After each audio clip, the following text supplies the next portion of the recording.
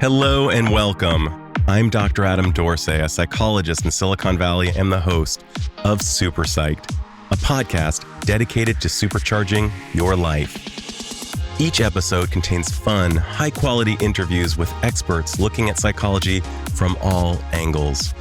Super Psyched is your tool to get more of what you want in your life and less of what you don't. Remember when work was a place we went? And remember when Zoom only meant going fast, or if you're from my generation, a goofy PBS children's TV show? For many of us, working virtually is the new normal. For others, it's back to the office or a hybrid of virtual and real life. What are the implications of working from home? How does it affect the employee? How does it affect the company? What are some ways to create win-win scenarios for corporations and employee well-being as it relates to working in person versus virtually? I am so happy you and I get to learn from one of the best. Harvard Business Review's Chief Human Resource Officer, Angela Cheng-Cimini.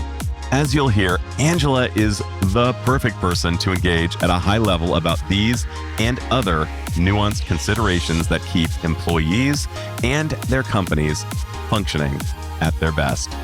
So listen in as Angela and I talk about the mental health implications of working virtually versus in person or hybrid.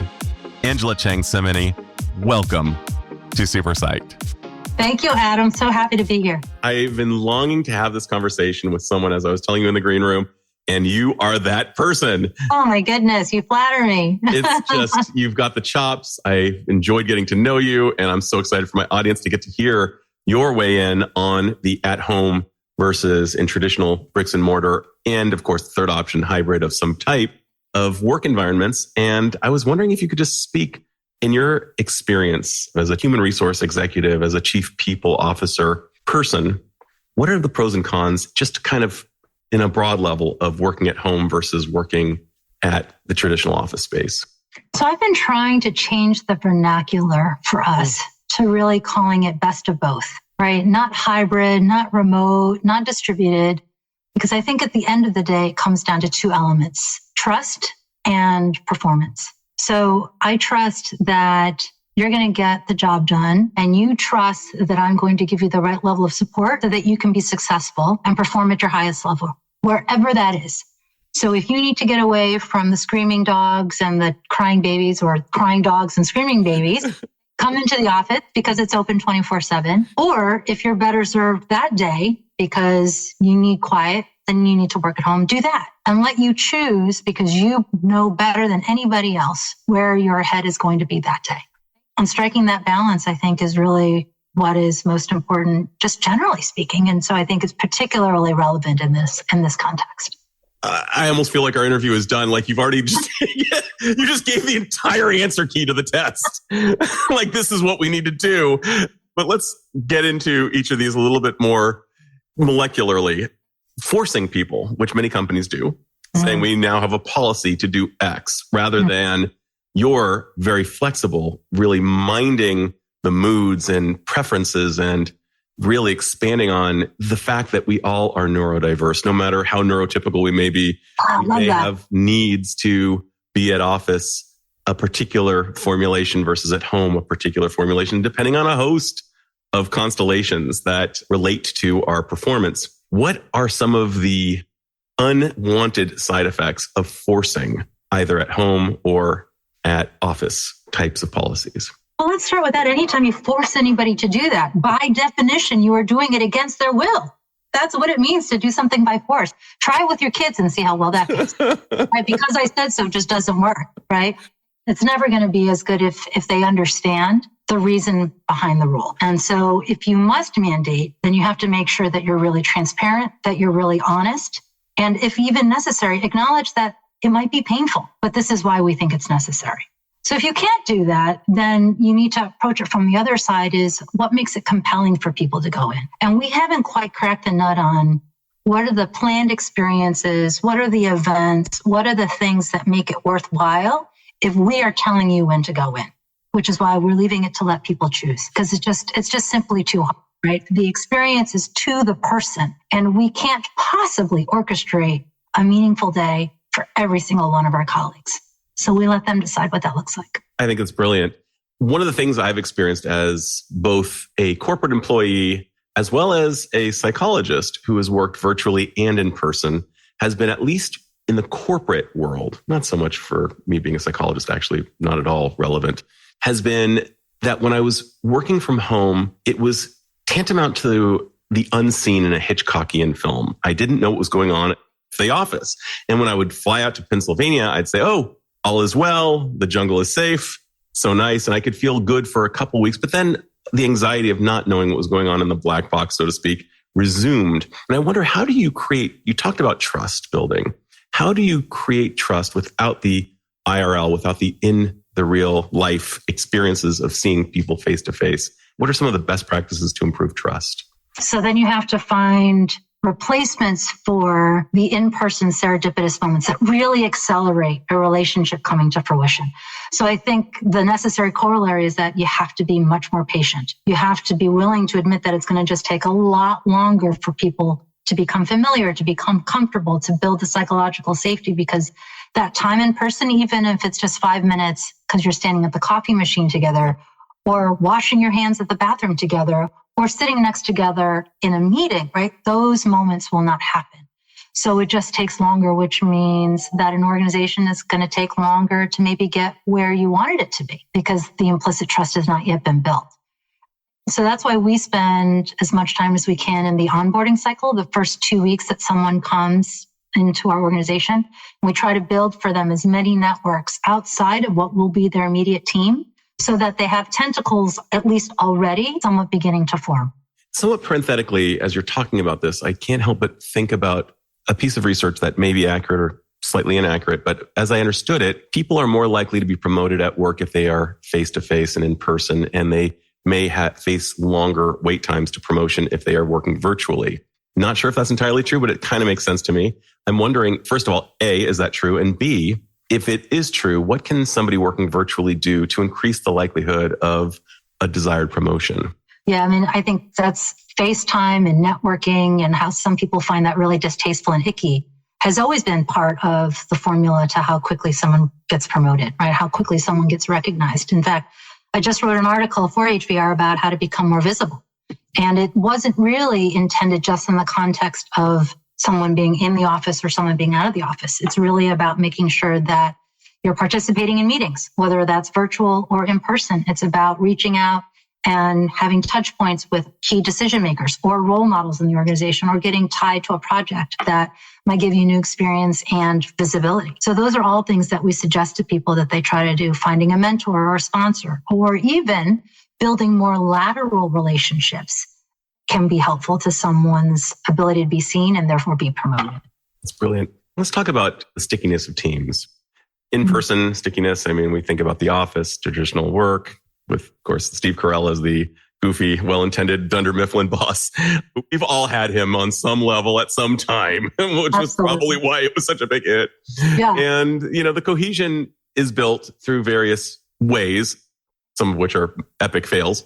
Every company probably lives under these leadership principles with those successories posters of team building. And if there's a chasm off in between what they say and actually how they manage. But what have you noticed are really good ways of truly building teams, building stickiness, both in person and virtually? The team has to know why it exists. What's the purpose? Why it's not right. It's not just, okay, we all share a manager. It's back to sort of the performance. What is our mission? What is our reason for being? And then, are we sharing resources? Are we sharing best practices? Are we having healthy disagreement to make sure that at the end of the day, we're coming out with the best solution? So my team has goals that we've published, and hopefully everyone is aware of what that looks like, so we can take advantage of synergies or make room when something needs to take priority over something else. But we understand that we in human resources are a service organization.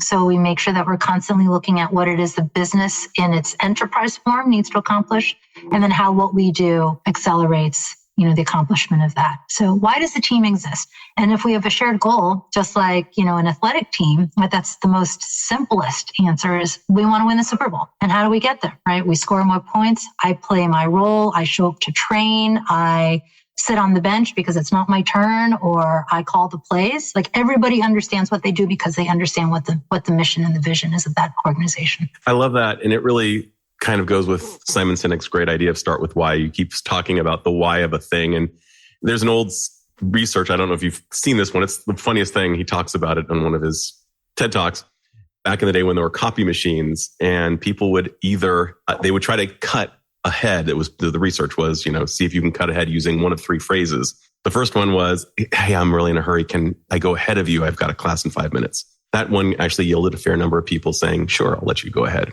The second one said, can I please go ahead? Very rare did they get ahead because there was no why. The third one is the dumbest and the most hilarious, and is, may I please go ahead because I need to make copies? It's like, well, why in the world is everybody here? We're all here to make copies. But by giving the why, I mean, we are so why centric in our minds that it's like, well, I must let this person go ahead. They need to make copies. Which is why a mandate doesn't work, right? Unless it comes with a why, not just because, well, my CEO can't see you in the office. That's not really a good enough why, right? Good enough why. Not a good enough. And you said something else, and that is healthy disagreement. And I'm wondering, what does that look like from your perspective? Just experience this on my team. I mean, it goes to psychological safety. And it also goes to how do you get the best thinking? If everyone is just constantly nodding their head and being a yes man, that's not probably the best thinking. And it's certainly not the kind of organization that I want to build. And it's not the kind of organization that I want to work in. So I make sure that I'm constantly poking at, are you sure? Even just reading body language. And I think we've all had to learn how to do that in an era where we're doing it all through camera, right? Through another medium. Have to be even more attuned to what are the signals that people are sending off that say, I'm not all in, or I'm disengaged, or I disagree, but I'm not saying that. All of those things are indications that I need to unpack that a little bit more so I can get to really how someone is feeling. I love that so much because one of the primary things that all humans share in common is the desire to be seen.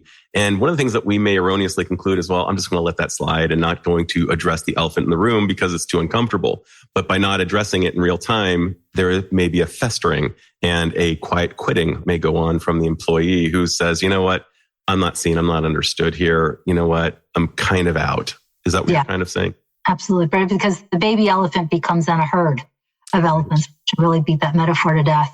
So it's always better to nip that in the bud and just say, I just want to check in with you. You were a little bit quieter than usual, or there was a moment when I caught a facial expression. Can we talk about that offline? And just, dig into that and see where it goes. More often than not, I think people appreciate the opportunity to speak their piece. And maybe not in the moment, maybe not in front of a large group. To your point about neurodivergent, people express themselves differently. They show up differently. Being able to give them the space where they can feel authentic is important, right? If I call someone in a moment where they're not comfortable, I'm not going to get the truest answer anyway. Brilliant. And let's really drill into psychological safety. It's been getting a lot of, I think, very important press. And sometimes some people even bash it, sadly. But I think it is, based on my experience with it, based on my readings of it, it seems to be directly correlated with the most innovative of organizations. And I'm wondering, what are your thoughts on psychological safety? What is it? How can it be best exercised? And what are the potential benefits of it as you see it? Or if you want to, disabuse me of the idea that it isn't all good, I'd want to know that too. No, I'm definitely fully in the camp that psychological safety is critical to team performance, to an individual feeling seen and heard, and then ultimately how an organization performs. I think sometimes we forget that our managers don't know how to cultivate psychological safety. I think sometimes they feel that they need to know all the answers, that's why they're a manager. And so inadvertently, they create a culture that does not promote safety because they're like, I know the answer. I'm just meeting to tell you what the answer is, as opposed to, hey, I'm not really sure. Let's talk about this as a group and brainstorm and see if we can make the sum greater than the parts. And that's the real simple way to make people feel like, I actually have a point of view and it's welcomed to be expressed. So sometimes it's just really asking the question of, here's the problem statement, you go, and just letting it sit. And then really letting people sort of come forward with a response or an answer or a suggestion, and then trying it sometimes. There's certainly nothing in our course of work and what we do that's a matter of life and death, right? There's no mistake that anybody on my team can make that is not correctable. And I think that's really, really important. I think sometimes we lose sight of that because it's humanly impossible to be right all the time. And I think if we allow ourselves that we're going to make mistakes, and in fact, if we're not making any mistakes any of the time, then we're probably not taking any calculated risks. So I say that a lot, like there's no mistake we can't fix. So go ahead and try it and let's see what happens. From so many of my really smart guests, I think you and I both know Dory Clark. She talks about the idea of mistakes and failures as just being data. I think that's so important. And the director of Stanford School of Design, Jeremy Utley, said, the more ideas, the better outcomes. Yes. And that includes bad ideas, because a bad idea is just one little tweak away from being a great idea. Apparently, Steve Jobs used to say to Johnny Ives, before lunch, "Hey, Johnny, want to hear about a really bad idea?" And Johnny, of course, would always say, "Of course," because he knew it was just a tweak away from being like awesome. Exactly. And so you're really kind of correlating psychological safety with more ideas, better ideas, more engagement, the ability for us to really see each other's superhero. And I'm kind of thinking of like super friends or different superheroes with different potentials, and that we really get more from the team if we allow their superhero freak flag to really fly strong so that the team is stronger. Which is not to say that there aren't norms to how a group should operate. Let's hear about those.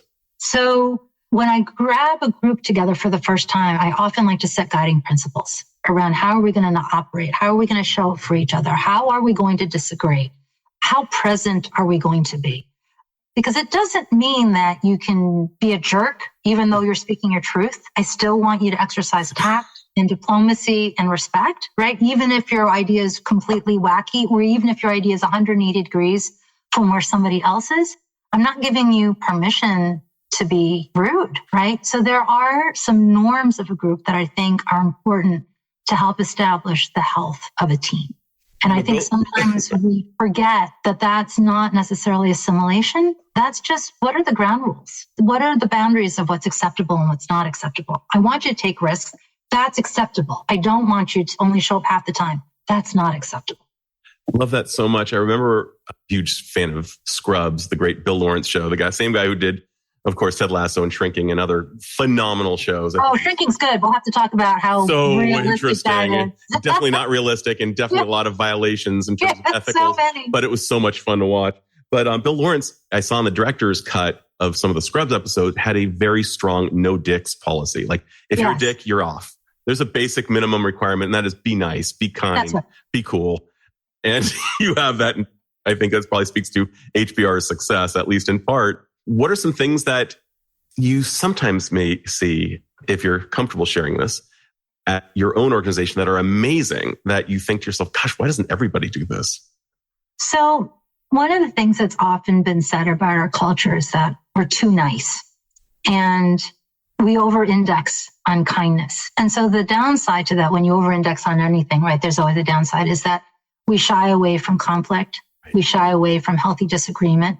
I would much rather that every organization start from a place of we're really nice to each other and we're generous with our knowledge and we have patience for each other's mistakes. I don't understand, again, in our green room, I don't know why all organizations don't start with more compassion and heart and respect for each other. It's a much nicer place to exist than an organization that's competitive for the wrong reasons, that's toxic, that's hierarchical, that's about grabbing command. Work is a microcosm of the larger world, and why can't we just make that as nice as, as the world we choose to live in? That's a little existential, but... You couldn't be more correct if you tried. Italo Calvino wrote in, this story about invisible cities, how there are these threads that connect us all in various ways. And we know that when Flint, Michigan gets hit by a vocational disaster of some kind, the entire citizenry is impacted, all the stakeholders. And really how companies decide to behave has ripple effects to the families of the people who work in the company, the stakeholders in the town. So what you're speaking about is actually how society is created. We're all connected here. And it may sound existential, and it's accurate from where I sit. Yeah. I'm glad that you said that. So let's talk about loneliness for a second. The great Surgeon General Vivek Murthy has recognized that loneliness is at an epidemic level. COVID has certainly exacerbated it. Perhaps a smartphone, in spite of the fact that we're super connected, we're more disconnected than ever, and sometimes actually self-soothe with our phones rather than with fellow humans. And so loneliness is really high, and it's maybe as deleterious to our health as 15 cigarettes per day, depending on certain studies.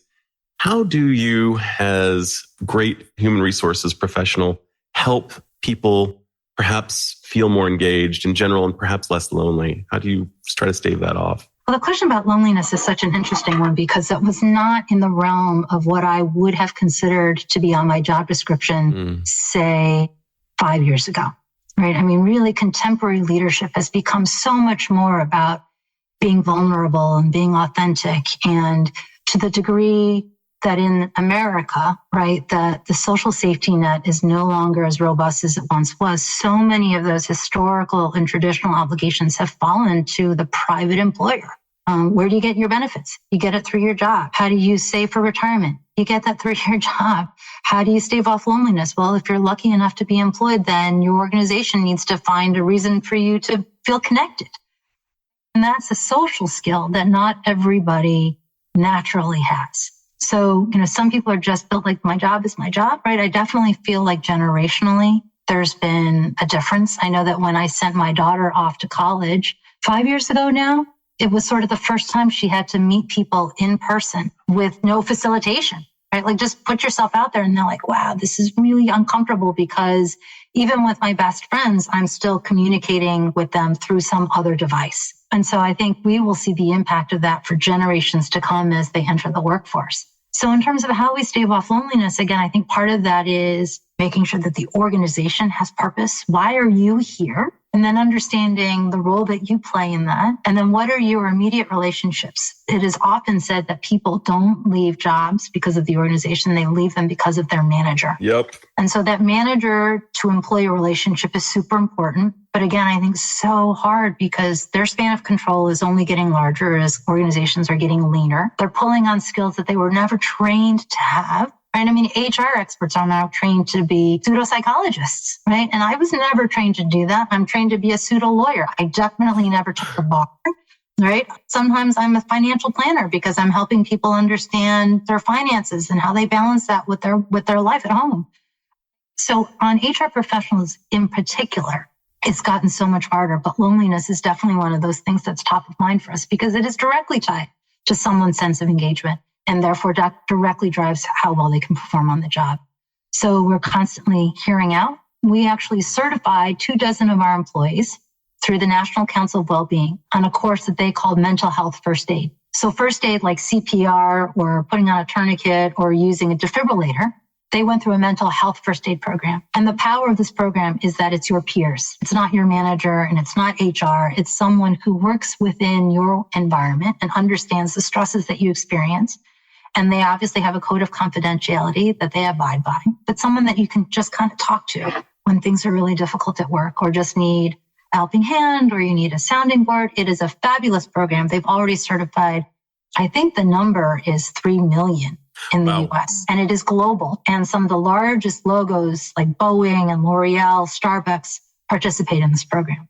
So for anyone listening, I strongly encourage you to check them out, National Council on Wellbeing and their mental health first aid program. They bring that help in-house to stave off loneliness. That's incredible. Do you know what they do? Yeah, so it's a day-long certification program, and they take you through how to identify the different signs that someone might be under different kinds of duress. It takes you through someone who's on the verge of an overdose and how you might administer Narcan to someone who's just feeling really lonely and sad. It's a whole spectrum of things. And again, it's not meant to cure, right? We're just first aid. We're there to intervene until we can get them into the hands of a professional. I get it. You're like a psych EMT in a manner of speaking. That's right. That's exactly. That's brilliant. On the other side, from the prevention, years ago, Facebook hired me, back when they were called that, to work with their counterterrorism teams and their child safety teams who were experiencing a lot of vicarious trauma, a lot of, burnout, seeing things that they couldn't unsee of bad actors online, of whom there are many, especially when you get the numbers of users that something like Facebook will get. And I would come in and I would basically train them on what I called light and dark material, certain resilience stuff like fostering meaning and ways of feeling happier at work and perhaps post-traumatic growth, as well as talking about the bad actors. Like, who are these guys? What is psychopathy? What are some of the things that you might need to know about when you're seeing the behavior of a terrorist? So we call it kind of light and dark. And I've been continuing that work. And one of the things that we found is that there's a greater stickiness between the team. People will talk about things besides just, what video game are you playing or what sports team are you rooting for, but they'll talk, the quality of conversations, the stickiness between meetings was higher. So that was interesting to note. I regret that I didn't actually glean some of the data about attrition versus retention, but I would surmise that it was higher. Let's talk about one of the big things. Working from home presents an interesting problem, and that is separating the stimulus of work from the stimulus of home. And so knowing I'm truly off work, and maybe when I see that same office that is not my office during business hours, how do I see that office? What are some of your favorite hacks of keeping home and when it's not work time, and allowing it to be work when it is work time, even though it's the same place? So I'm actually not that good at it. To be completely honest about it, because, there'll be something I think about. I'm like, let me just run over to my computer because it's right there. And I'm going to write myself a note because that way I won't forget it because I can't remember shit anymore. Right. All right. And then I get sucked in, and then it's 15 minutes later and I just realized I just worked another 15 minutes. I should probably turn off and log off, because the fact that the computer is always on means it's so much easier to do a drive-by email. And I have, I think, an older version, although my IT department, I'm sure, would contest that. I have an older version of a laptop that seems to take 3 hours to boot up. So I probably should just turn it off. But then it's just so much more work to turn it back on. I certainly try to role model for my team. So if I am doing after-hour messages, I try to use the timed delivery so that it only sends during, 9 to 5. So it's off my inbox, but it's not landing on someone else's where they might feel compelled to respond. So those are some of the easy tricks of the trade, but it's definitely a conundrum, right? And I think too, the fact that we're in back-to-back video meetings means we don't have time to just quietly think and reflect and get through the things that are on our plate, because we're just running from meeting to meeting, because you can't just grab someone spontaneously when everything has to be planned on a Zoom. So we have way more meetings than we used to have. One of the things I did read was that even 10 minutes of meditation or reflection or quiet time between meetings is highly correlated to some part of your brain like decompressing. That's right. So one of the things I'd like to suggest is that we start our meetings 5 minutes after the hour and we end them 5 minutes before the hour. Yes. So that there's a transition time between, or just time to pee even, right? Like there are times 100%. We're not taking in any information if we got to pee. I know I'm not. I know what I'm thinking. Bandwidth's consumed, no range space available. Bladder has got the red light going on. But they say even 10 minutes of just, walking around the house, doing a couple arm circles, deep breathing, all of that is hugely helpful. And I think, like a lot of other things, we might have to program that into the day, but that would be hugely helpful if we did more of that kind of practice.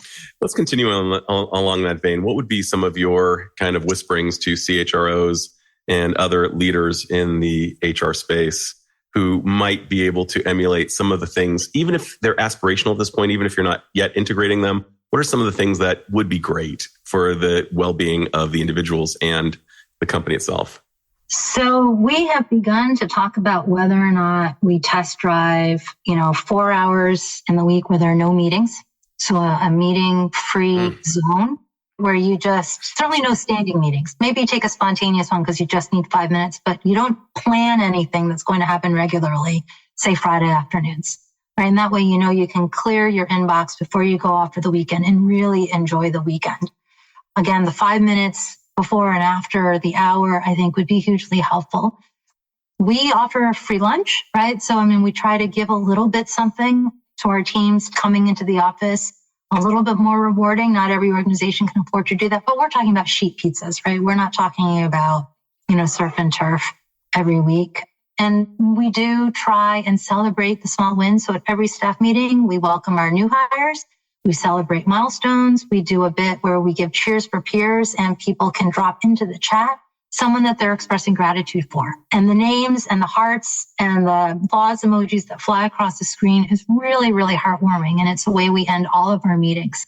even though it's through a Zoom. And it's just really nice to see people's names flash across the screen as they get acknowledgement from others. Such a big deal. I think it's really important to begin with a spoonful of sugar, as you said, and to really let people be seen and feel more affiliated in this way. I think that's so important. And it's easy and it's free. And the afterburn on that, you were talking about the lift that you get when you do come together IRL. The afterburn from someone saying, I see you and I appreciate you, has got such a long tail. And we just don't do enough of it. And I can't help but think of Amy Resniewski over at Yale School of Management, who's found that the janitorial staff in hospitals, when they are really appropriately blessed with the recognition that they are not just doing cleaning, but they are actually ambassadors to the hospital. And they often, it's called job crafting, they often feel more of a sense of commitment to their work than the physicians themselves based on certain measures. And that's crucial. What you're talking about is really, really hacking into the goodness of the human spirit. This is not in any way, shape, or form manipulation. This is imbuing us with meaning, which is what Viktor Frankl talks about in his great book, Man's Search for Meaning. And you got that. And that's that's akin to the custodian, who was sweeping floors at NASA, right? And when asked what he was doing, I'm putting a man on the moon. Because yes, that is what he is helping to do. And so I think everyone should have that line of sight to their why. And organizations that don't take the real time to make sure that people understand why they matter are missing one of the most important things they can do to help employees feel engaged and appreciated. Love that. Before I get to my have I missed anything question, one of the things that I think can be helpful is kind of the Mr. Rogers principle. You know how he'd come back and he'd change his sweater and change his shoes. As dorky as that sounds, and people may eye roll here, ritualizing something that tells you it's the end of the day. Whether it's at the beginning of the day, I drink my yerba mate and I go to work. And at the end of the day, I pour myself an infusion of decaf, some kind, and say, I'm off work. Or at the beginning of the day, I have my walk-on song and then I have my walk-off song. When I'm actually at my best, and unfortunately with my family as my witness, it's not very often, I go home and go get right into my Adidas sweats. It's like I'm out of my work duds. I'm in my Adidas sweats. My body knows I'm at home. And anything we can do to ritualize, I think, just kind of marks of time can be helpful. Yeah. We read at the beginning of the pandemic the same thing. Get dressed. Don't stay in your yoga pants and don't stay in your pajamas, right? Get dressed. Get ready to get yourself in the mental mode of, okay, I'm working and I have to shift gears a little bit. And I guess it's the same. Like, okay, now you're home from work and you take off your shoes and you put on your comfy slippers. I do the same. I do that. Yeah, just to mark the end of the day. So I think those rituals are part of what ties us to something bigger, and it honors, those around us. So I think, yeah, I agree with you. I think it's really important. Right on. Angela, is there anything I should have asked but haven't yet asked as it relates to any of these topics? I think the last thing I'll say is that I do think organizations, corporations in particular in America, have to not be afraid to find a voice on matters that are taking up space in our minds. I mean, I met someone who was involved with the Bud Light controversy. Which remind us what it was?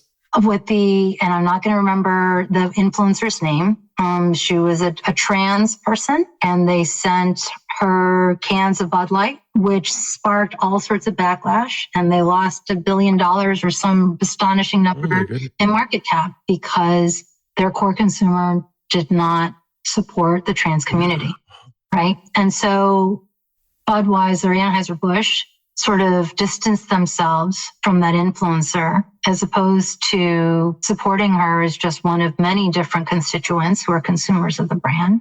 When Jackson v. Dobbs came down, organizations were expected to have point of view. When Russia invaded Ukraine, a lot of, corporations put out a message on LinkedIn. And I think we need to find the courage to have a perspective, not necessarily publicly, but I think to your stakeholders inside the organization, because it helps define what you believe in, who you are, because we're just made up of people until robots take us over. And I think people want an affiliation. They want an affinity that they feel proud of. And so we have come out to our employees, you won't find it in a public message anywhere, on things that we think are important, that align with our values. And companies that choose to be silent are doing a disservice to the people who work for them, who support them, who buy their products, who don't buy their products. That wasn't part of anybody's remit 10 years ago. But certainly now, I think we need to be part of the communities in which we operate. And having a point of view and a voice on those things is part of that.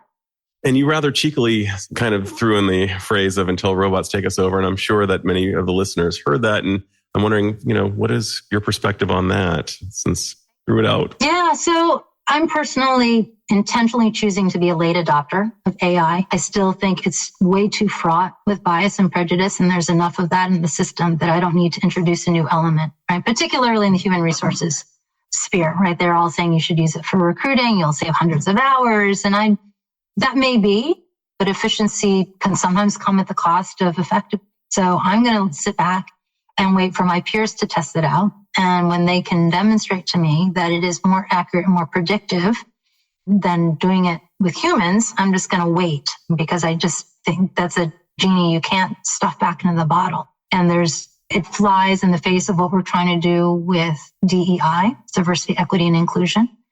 I'm trying to find meaningful work for more people. I'm not trying to automate them out. I think AI can be amplifying, but until I know exactly what that looks like, I'm not quite ready to trust. It's been here for less than a year, and I'm waiting.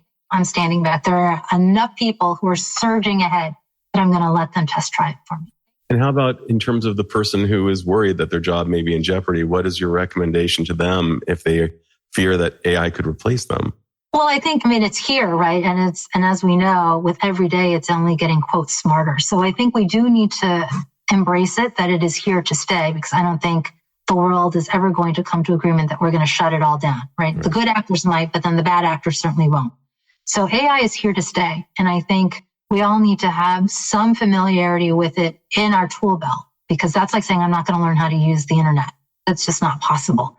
So I think we do need to come to the fact that it's going to impact us somehow. So let's learn how to use it wisely and with respect, and protect the privacy of the data that we get. And I think move more slowly than quickly is my opinion on that. Sure.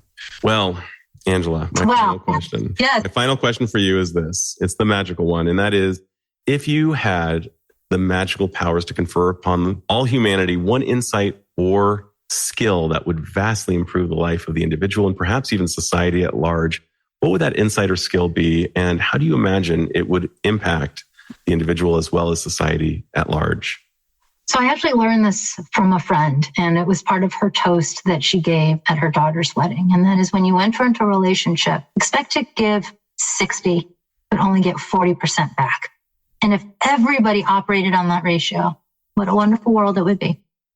Fantastic. Love that one so much. I'm not original, but I love that too. It doesn't need to be original to be amazing, does it? No, yeah. And I've basically come to the conclusion that none of us has originality in a vacuum. We need to be exposed to awesome stuff in order to be, quote, original or at least useful. And that is a great quote. I knew this was going to be great. I've been looking forward to this. And Angela, you delivered. Thank you so much for sharing your thoughts and your expertise with my listeners. Oh, thanks for having me on the podcast. Right on. This is Dr. Adam Dorsey thanking you for listening to Super Psyched. If you know anyone who might like it or who might benefit from listening, share it. And if you like the episode, please hit subscribe.